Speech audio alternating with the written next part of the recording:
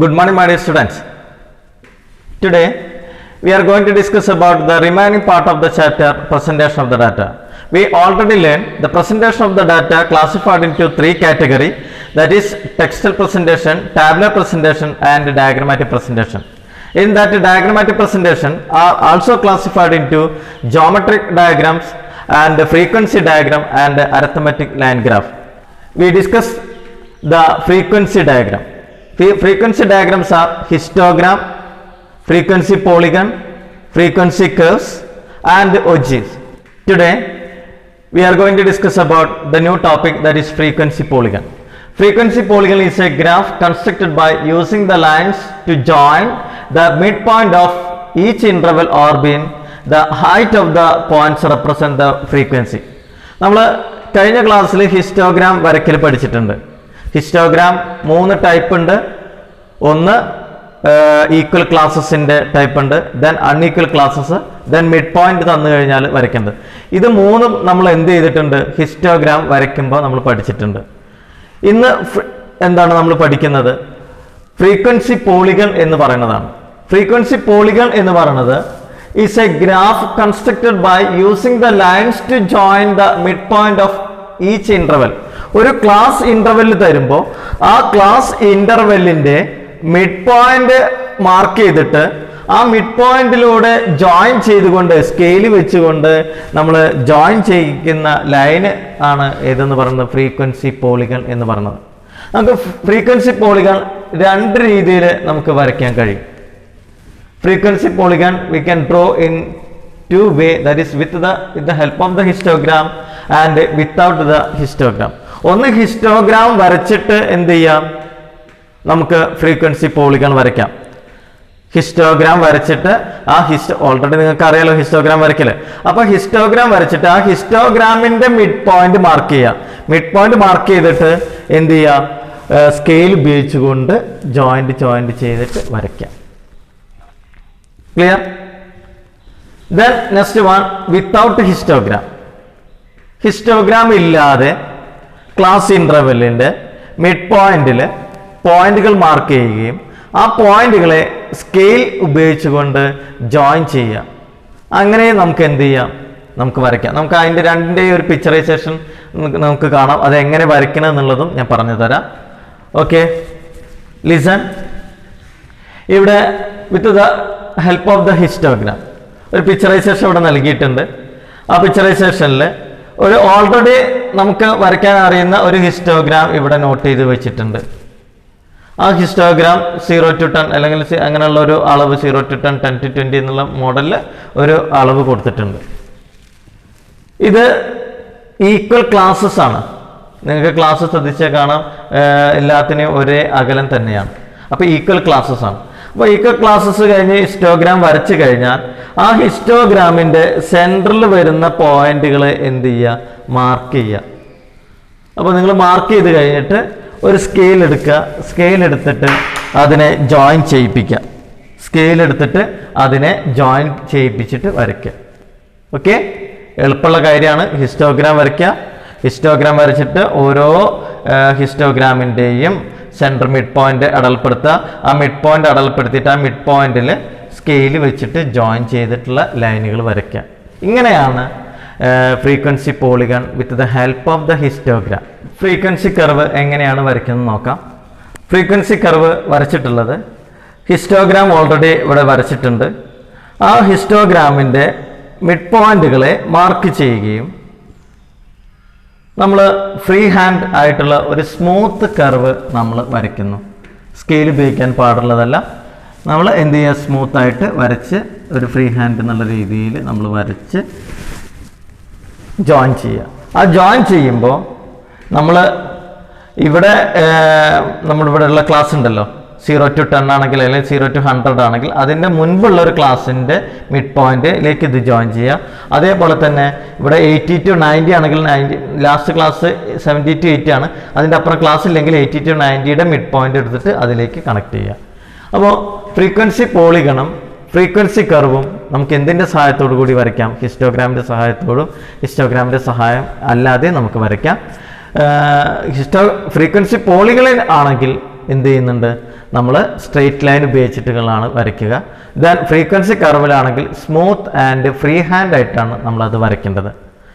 നിങ്ങൾക്ക് ഈ രണ്ട് ടോപ്പിക്കും വളരെ ക്ലിയർ ആയിട്ട് മനസ്സിലായി തോന്നുന്നു. അടുത്ത നമ്മൾ ടോപ്പിക്കിലേക്ക് പോവാം. Then the next one, ogive or cumulative frequency table and cumulative frequency graph. നമ്മൾ ഓൾറെഡി കുമുലേറ്റീവ് ഫ്രീക്വൻസി ടേബിൾ എന്ന് പറയുന്നത് organisation of the data or classification of the data എന്ന് പറയുന്ന ചാപ്റ്ററിൽ പഠിച്ചിട്ടുണ്ട്. ആ ചാപ്റ്ററിൽ കുമുലേറ്റീവ് ഫ്രീക്വൻസി ടേബിൾ എങ്ങനെ നിർമ്മിക്കാം എന്നുള്ളത് നിങ്ങൾക്ക് ക്ലിയർ ആയിട്ട് പറഞ്ഞു തന്നതാണ്. ക്ലാസ്സുകൾ തരും, അതിൻ്റെ ഫ്രീക്വൻസി തരും, ദെൻ അപ്പർ ലിമിറ്റ് ഉപയോഗിച്ചുകൊണ്ട് ലെസ് ദാൻ എന്നുള്ളത് ഉപയോഗിക്കുന്ന ഫ്രീക്വൻസിയുടെ കണ്ടിന്യൂസ് ആയിട്ട് ആഡ് ചെയ്ത് പോകും. സക്സസീവായിട്ട് ആഡ് ചെയ്തിട്ട് കുമുലേറ്റീവ് ഫ്രീക്വൻസി ഉണ്ടാക്കും.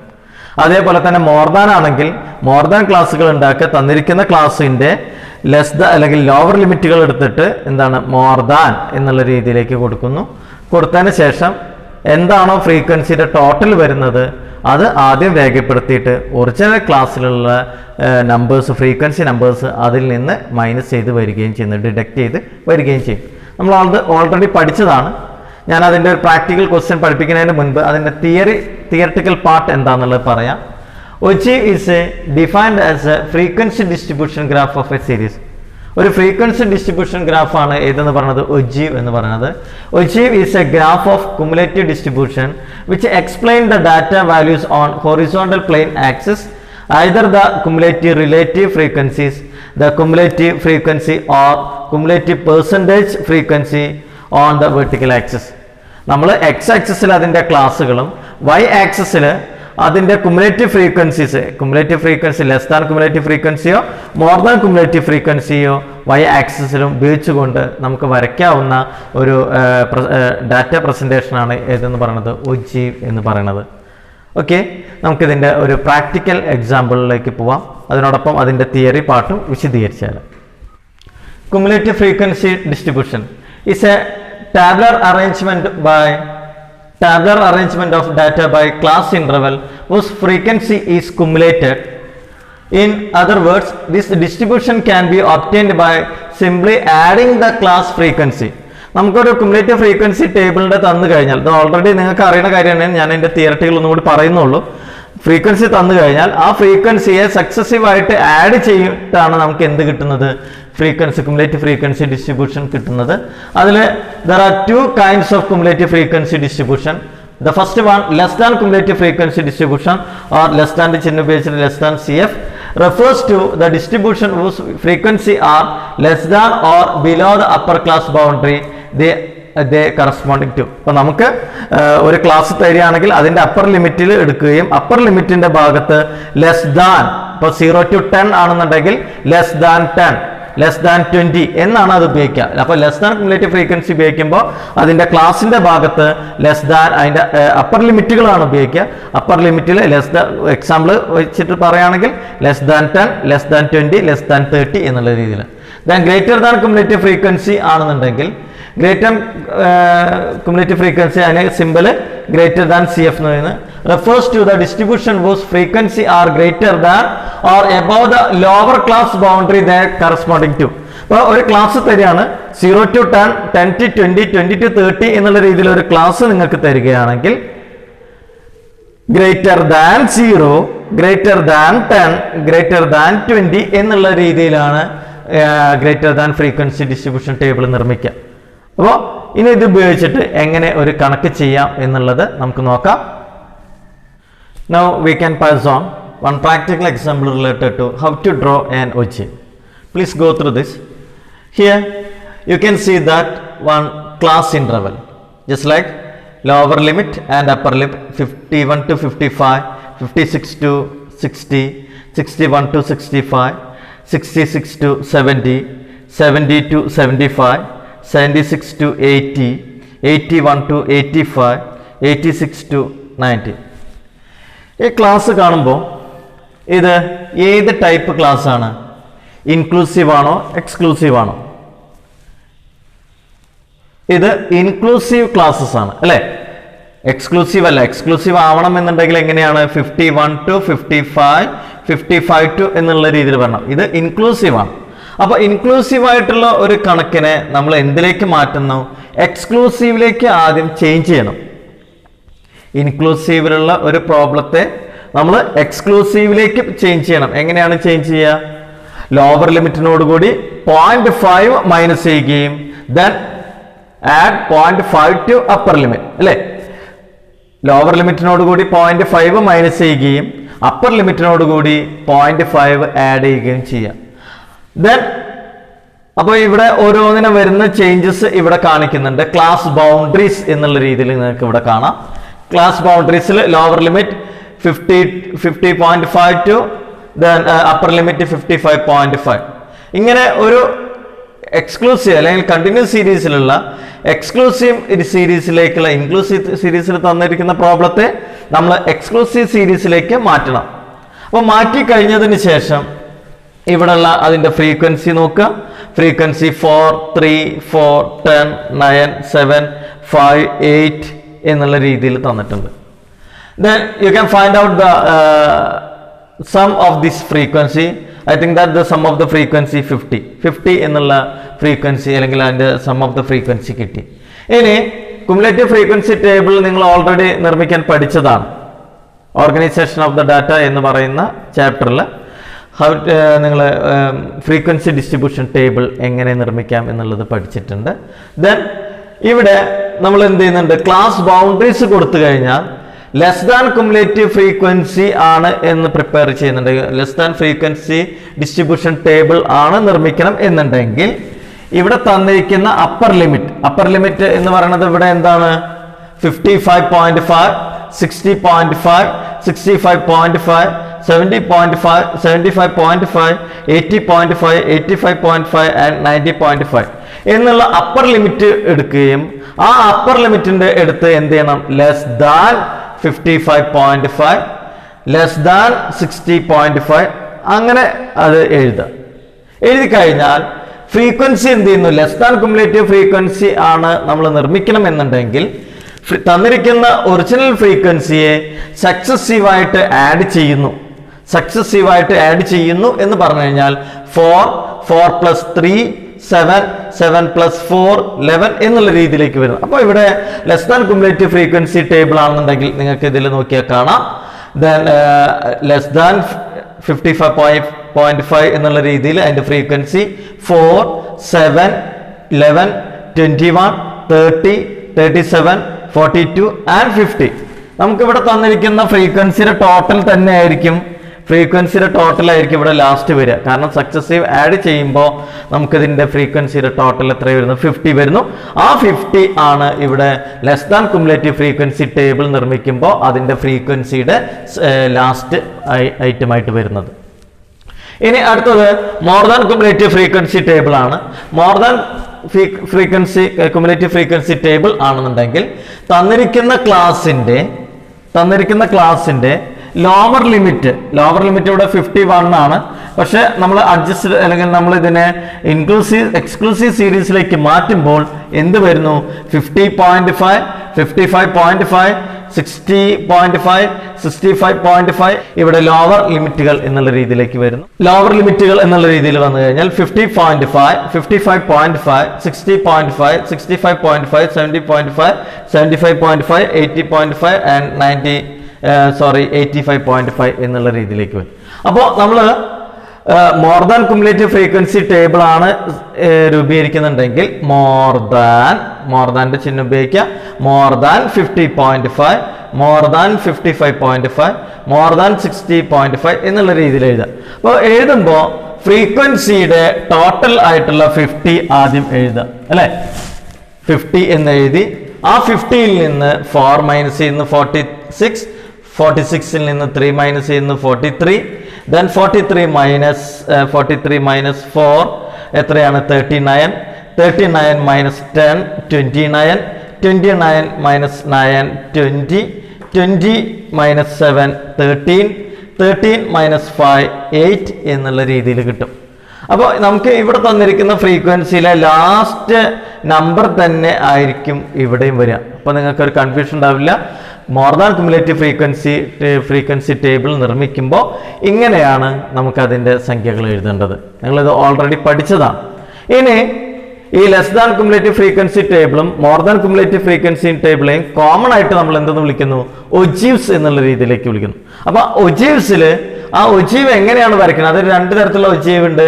ലെസ് ദാൻ കുമുലേറ്റീവ് ഫ്രീക്വൻസി ടേബിളിനെ ബേസ് ചെയ്തുകൊണ്ട് ലെസ് ദാൻ ഒജീവ് എന്ന് പറയുന്നതുകൊണ്ട്, അതേ മോർ ദാൻ കുമുലേറ്റീവ് ഫ്രീക്വൻസി ടേബിളിനെ ഉപയോഗിച്ചുകൊണ്ട് മോർ ദാൻ കുമുലേറ്റീവ് ഒജീവ് അല്ലെങ്കിൽ മോർ ദാൻ ഒജീവ് എന്നുള്ളത് ഉണ്ടായിരിക്കും. അപ്പോൾ നമ്മൾ ലെസ് ദാൻ കുമുലേറ്റീവ് ഫ്രീക്വൻസി ടേബിളിനെ അടിസ്ഥാനമാക്കിയിട്ടുള്ള ലെസ് ദാൻ ഒജീവ് എങ്ങനെയാണ് വരയ്ക്കുന്നത് എന്നുള്ളത് നോക്കാം. അത് വരയ്ക്കാൻ രണ്ട് രീതിയിൽ വരയ്ക്കാം. രണ്ട് രീതിയിൽ നമുക്കത് വരയ്ക്കാം. ഒന്ന്, ഓരോ ക്ലാസിൻ്റെയും മിഡ് പോയിന്റ് മാർക്ക് ചെയ്തിട്ട് നമുക്ക് വരയ്ക്കാം.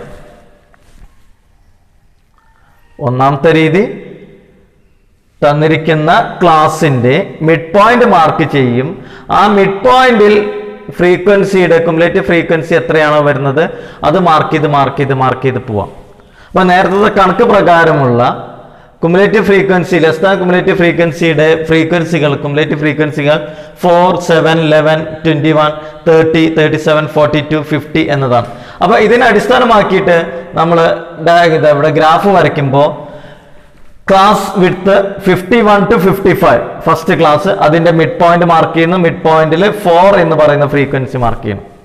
Then next class 55 to 60. അപ്പൊ നമ്മൾ ക്ലാസ്സുകൾ എഴുതുമ്പോൾ 50.5 to 55.5 എന്നുള്ള രീതിയിലാണ് എഴുതി പോകേണ്ടത്. അപ്പൊ ഇത് നിങ്ങൾ നോക്കേണ്ട ആവശ്യമില്ല, ഇതൊരു മോഡൽ നിർമ്മിച്ചതാണ്. അപ്പൊ ഇവിടെ 51 to 55 എന്ന് പറയുന്ന ക്ലാസ്സിൽ എന്ത് ചെയ്യുന്നുണ്ട്? 4 എന്ന് പറയുന്ന ഫ്രീക്വൻസി. ദെൻ 55 to 60 എന്ന് പറയുന്ന ക്ലാസ്സിന്റെ മിഡ് പോയിന്റ് ആയിട്ട് 7, അതേപോലെ തന്നെ 61 to 65 എന്ന ക്ലാസ്സിൽ 11 എന്നുള്ള രീതിയിൽ മാർക്ക് ചെയ്ത് പോവാം. ദെൻ മാർക്ക് ചെയ്ത് പോയതിനു ശേഷം ഫ്രീ ഹാൻഡ് ആയിട്ട് സ്കെയിലൊന്നും വെക്കാതെ എന്ത് ചെയ്യുക? ഈ പോയിന്റുകളെ ജോയിൻ ചെയ്തുകൊണ്ട് ഒരു plotted the points and draw one line. അപ്പോൾ നിങ്ങൾ ഒരു ലൈന് വരച്ചു കഴിഞ്ഞാൽ നിങ്ങൾക്ക് എന്ത് കിട്ടുന്നു?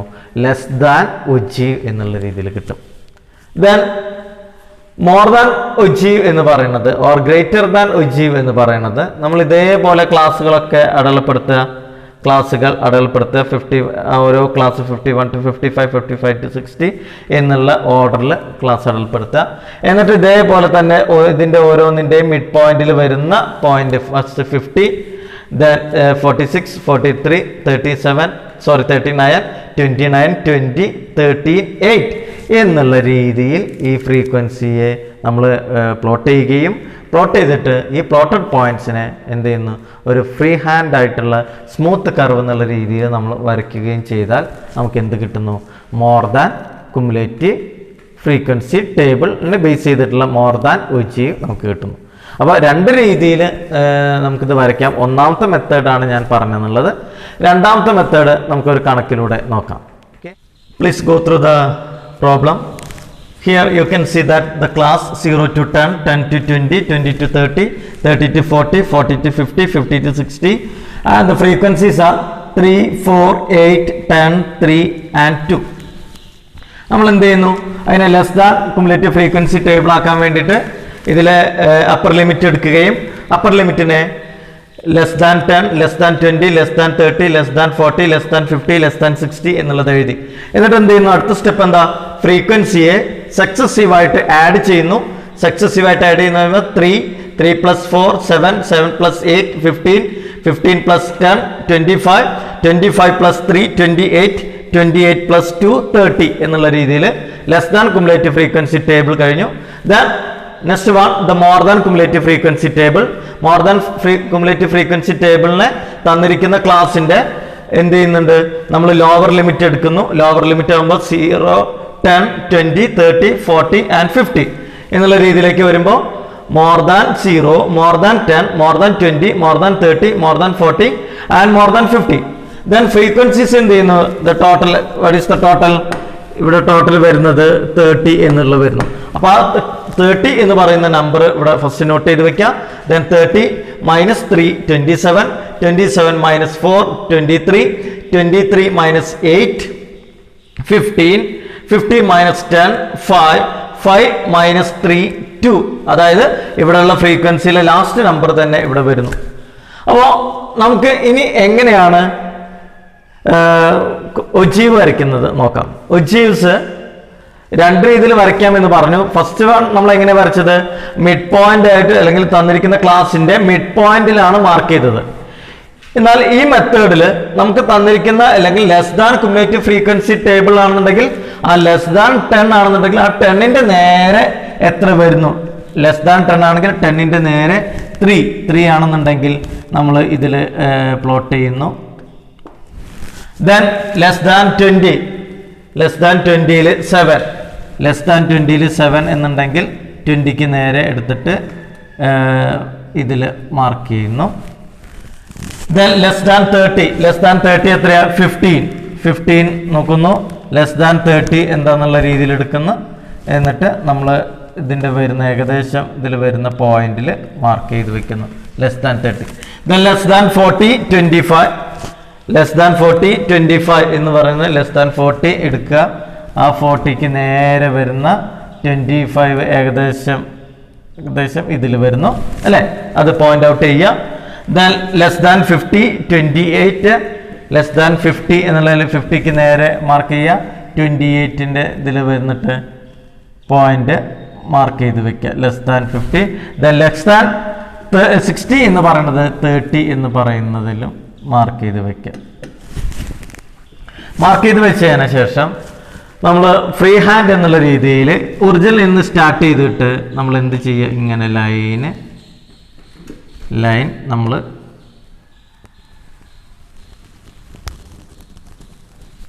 ഇങ്ങനെ വരയ്ക്കുക. എന്നിട്ട് ഇതിനെ ലെസ് ദാൻ ഒജീവ് എന്നുള്ള രീതിയിൽ നോട്ട് ചെയ്ത് വയ്ക്കുക. ഇനി ഇതേപോലെ തന്നെ മോർ ദാൻ നമ്മൾ വരയ്ക്കുന്നു. മോർ ദാൻ വരയ്ക്കാൻ വേണ്ടിയിട്ട് മോർ ദാൻ സീറോ എന്ന് വെച്ചാൽ സീറോയിൽ തന്നെ അടയാളപ്പെടുത്തുക. സീറോയിൽ അടയാളപ്പെടുത്തുമ്പോൾ more than 30, then more than 10 27, more than 10ൽ 27 വരുന്നത് 10ൽ വരുന്ന ഏകദേശ പോയിന്റ് എന്നുള്ള രീതിയിൽ നോക്കിയിട്ട് മാർക്ക് ചെയ്യുന്നു. Then more than 20 23, more than 23 എന്ന് പറയുന്നതിൽ വരുന്ന 23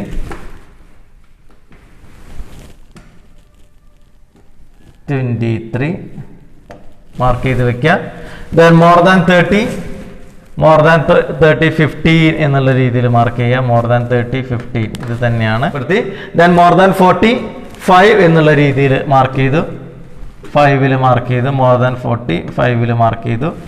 ദെൻ മോർ ദാൻ 52ൽ മാർക്ക് ചെയ്തു, മോർ ദാൻ 52ൽ മാർക്ക് ചെയ്തു. ദെൻ ഇവിടെ അടുത്ത ഇതിലേക്ക് ക്ലാസ്സിലേക്ക് ഇത് ജോയിനിങ് പോയിന്റ് കൂടി കൊടുക്കുക. എന്നിട്ട് ഫ്രീ ഹാൻഡ് ആയിട്ട്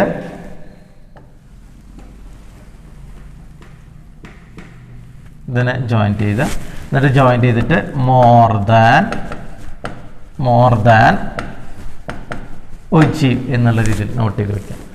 നമുക്ക് ക്യുമുലേറ്റീവ് ഫ്രീക്വൻസി ടേബിൾ ഒജീവ്സ് ഉപയോഗിച്ചുകൊണ്ട് മെഷേഴ്സ് ഓഫ് സെൻട്രൽ ടെൻഡൻസിയിലെ സെക്കൻഡ് മെഷർ ആയിട്ടുള്ള അല്ലെങ്കിൽ രണ്ടാമത്തെ ഇമ്പോർട്ടൻ്റ് ആയിട്ടുള്ള മെഷർമെൻ്റ് ആയിട്ടുള്ള മീഡിയൻ നമുക്ക് കണ്ടെത്താം.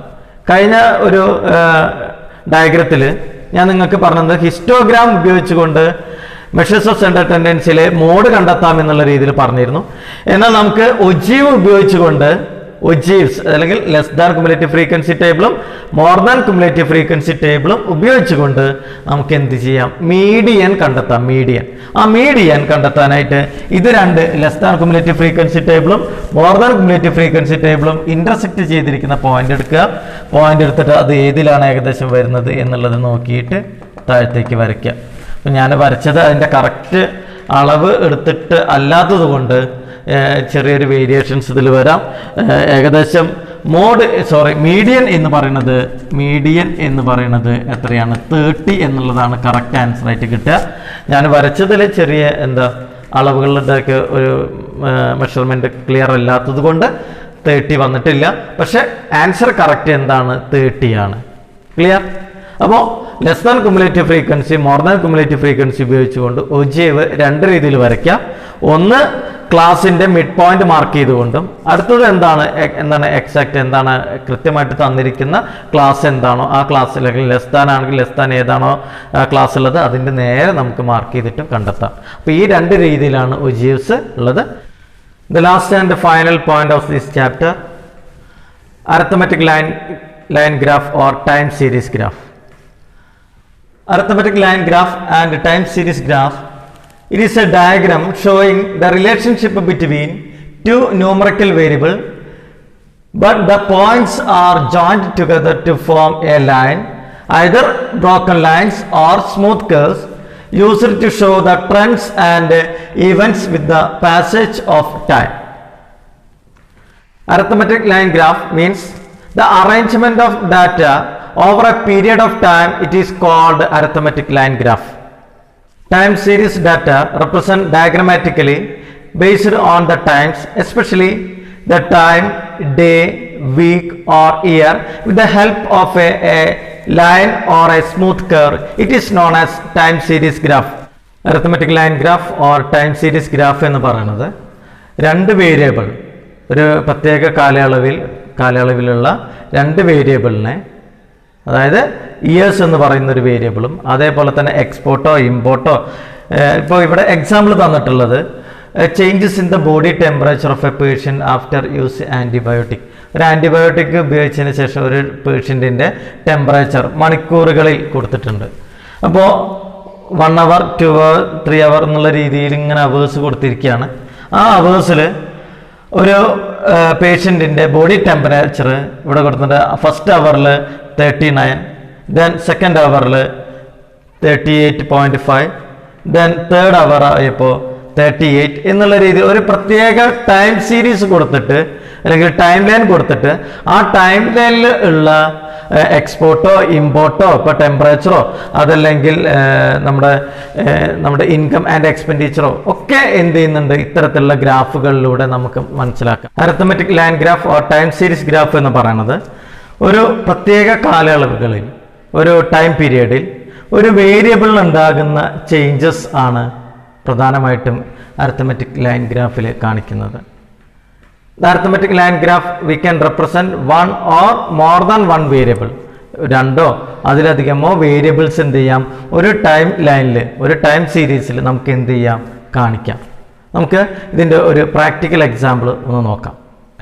2001 മുതൽ 2005 വരെ ഒരു ഫാക്ടറിയിൽ സിമെൻറ്റിൻ്റെ പ്രൊഡക്ഷനും അതിൻ്റെ സെയിലും കാണിക്കുന്ന ഒരു ടൈം സീരീസ് ടേബിളാണ് നിങ്ങൾക്ക് ഇവിടെ കാണിച്ചിരിക്കുന്നത്. നമുക്ക് അത് നോക്കാം. 2001 production 60 and sale 40, 2002 90 and sale 60, 2003 production 75 and sale 70, then 2004 the production 80 and the sale 50, then 2005 the production of the cement 95 and the sale is 90.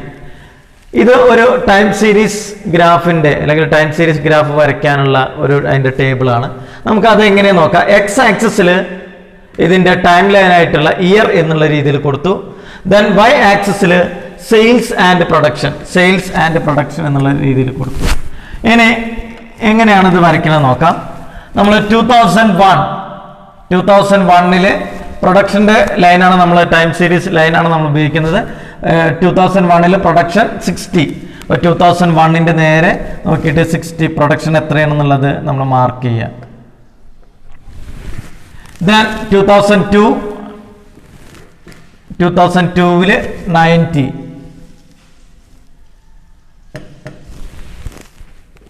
then 2003 75,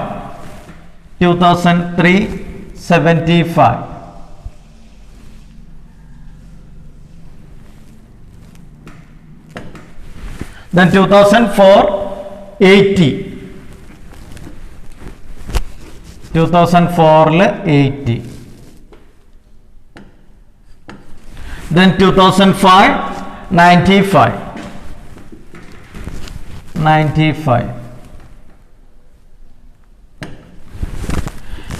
എന്നിട്ട്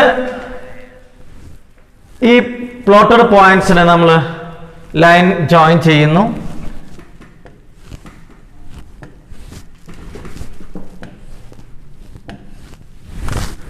ഇത് പ്രൊഡക്ഷൻ.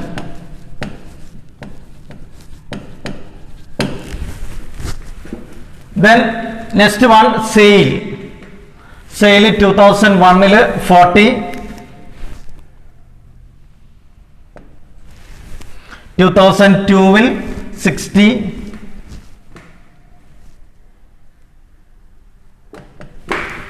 then 2003 70,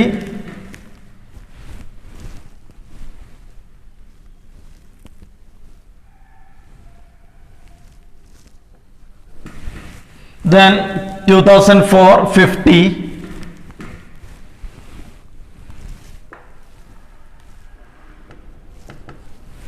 then 2005 sale 90.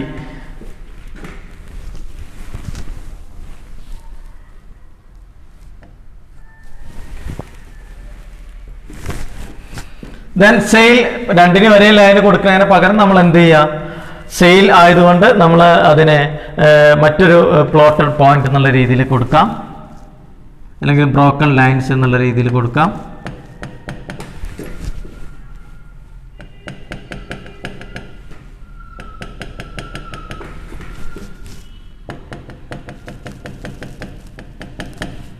ഇതെന്താ, sale of cement എന്നുള്ള രീതിയിലേക്ക് വരുന്നു. അപ്പോൾ ഒരു പ്രത്യേക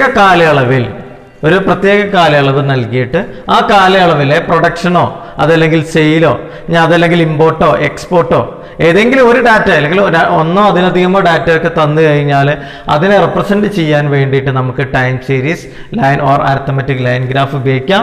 ആ അരിത്തമെറ്റിക് ലൈൻ ഗ്രാഫിൽ നമ്മൾ എന്നിട്ട് ഇതിൻ്റെ ഒരു ഇൻഡിക്കേറ്റർ ഇവിടെ കൊടുക്കണം. ആ ഇൻഡിക്കേറ്റർ കൊടുത്തിട്ട് ചെറിയ ഇൻഡിക്കേറ്റർ എന്നുള്ള രീതിയിൽ കൊടുത്തിട്ട് ഇങ്ങനെ പ്ലോട്ടഡ് ലൈനോ എന്നുള്ള രീതിയിൽ കൊടുക്കുക. ഇവിടെ ലൈൻ കൊടുക്കുക. ലൈൻ എന്നുള്ളത് പ്രൊഡക്ഷൻ, ഇവിടെ ഇതുള്ളത് സെയിലാണെന്നുള്ള രീതിയിൽ കൊടുക്കുക. ഇനിയിപ്പോൾ ഇങ്ങനെ കൊടുത്തില്ലെങ്കിലും പ്രശ്നമില്ല, ഇവിടെ എന്ത് ചെയ്താൽ മതി, ഇങ്ങനെ നോട്ട് ചെയ്ത് വെച്ചാൽ മതി. ഇപ്പോൾ പരീക്ഷയ്ക്ക് മാർക്ക് കിട്ടാൻ അതത്ര ആ രീതിയിൽ ചെയ്യാം. So we are going to conclude this chapter.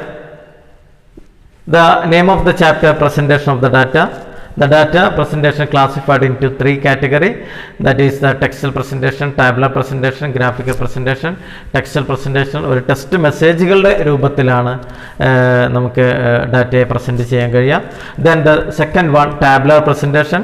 അതിൽ different types of tabular presentation നമ്മൾ പഠിച്ചു. Quantitative, qualitative, then temporal and geographical, spatial or geographical എന്നുള്ള രീതിയിൽ നമ്മൾ ടാബുലർ പ്രസൻറ്റേഷൻ പഠിച്ചു. അതിൽ ഇമ്പോർട്ടൻ്റ് ആയിട്ട് മനസ്സിലാക്കി വെക്കേണ്ട ഒരു കാര്യം, what's the parts of A table. 9 point ഉണ്ട്. ആ 9 പോയിന്റ് നിങ്ങൾ ക്ലിയർ ആയിട്ട് മനസ്സിലാക്കേണ്ടതുണ്ട്. Then after that we are discussing about the diagrammatic presentation. Diagrammatic presentations are classified into geometric presentation, frequency presentation or frequency diagram or arithmetic line graph. Then geometric diagrams are classified into 3 categories: bar diagram and pie diagram and pictograms. Bar diagram classified into simple bar diagram, multiple bar diagram and component bar diagram. Then another thing, another point, that is pie diagram. Pie diagram എങ്ങനെയാണ് വരയ്ക്കേണ്ടത് എന്നുള്ളത് നമ്മൾ clear ആയിട്ട് മനസ്സിലാക്കി. Then frequency ഡയഗ്രത്തിലേക്ക് വരികയാണെങ്കിൽ frequency ഡയഗ്രാംസിൽ classified into histogram and frequency curve, frequency polygon, ogives. ഇത്രയുമാണ് പ്രധാനമായിട്ട് ഇതിന് ഫ്രീക്വൻസി ഡയഗ്രാംസ് ആയിട്ടുള്ള രീതിയിൽ വരുന്നത്. Then the last one, arithmetic line graph എന്നുള്ള രീതിയിൽ നമ്മൾ പഠിച്ചു. അപ്പോൾ ഓരോന്നും നമ്മൾ കൃത്യമായിട്ട് കാര്യങ്ങൾ വിശദീകരിച്ച് അതിൻ്റെ പ്രോബ്ലങ്ങൾ നമ്മൾ ചെയ്ത് പഠിച്ചതാണ്. ഇനി ലൈവ് ക്ലാസ്സിൽ വരുമ്പോൾ അതിൻ്റെ കൂടുതലായിട്ട് പ്രോബ്ലംസൊക്കെ നമുക്ക് വർക്കൗട്ട് ചെയ്യാം. Okay, thank you my dear students.